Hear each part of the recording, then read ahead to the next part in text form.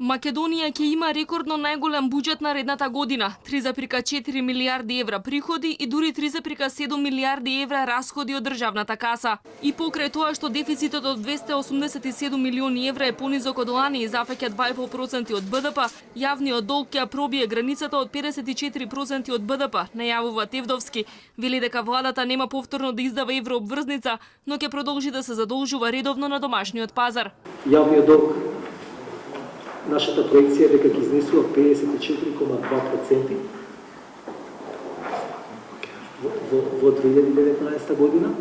Може да видите дека каматните ставки за инструментите кои што Министерството за финансии ги издава се значајно пониски, повеќе од 50%. На јавната презентација на буџетот за 2019 синдикатите останаа револтирани по најавите за 10% раст на платите на лекарите специјалисти од јануари и 5% раст на платите за сите здравствени, просветни и културни работници, воспитувачките во градинките, администрацијата, вработените во одбраната, полицијата и судството од следниот септември.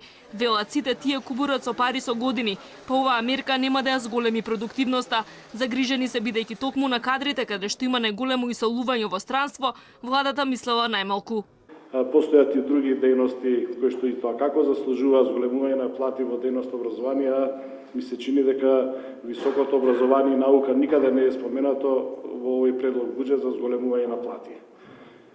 Исто така сметам дека дејноста култура е тотално занемарена и запоставена. Вработените баш во тие полиции имаат одредени побарувања кои што не се врзани со плата, тие се како дополнителни средства, дежурства. И прошлата година ќе прашам пак што е со К15 во јавните предпријатија, во јавниот сектор. Верувајте, тоа веќе стана мислена именка за нас. Капиталните инвестиции повторно се проектирани на високо ниво од 418 милиони евра. По катастрофалните резултати годинава и намалувањето до 300 милиони евра со ребалансот на буџетот, останува дилемата дали и сега тие ќе останат само на хартија и ќе се скратат со ребаланс или за прв пат владата ќе успее да го реализира планираното.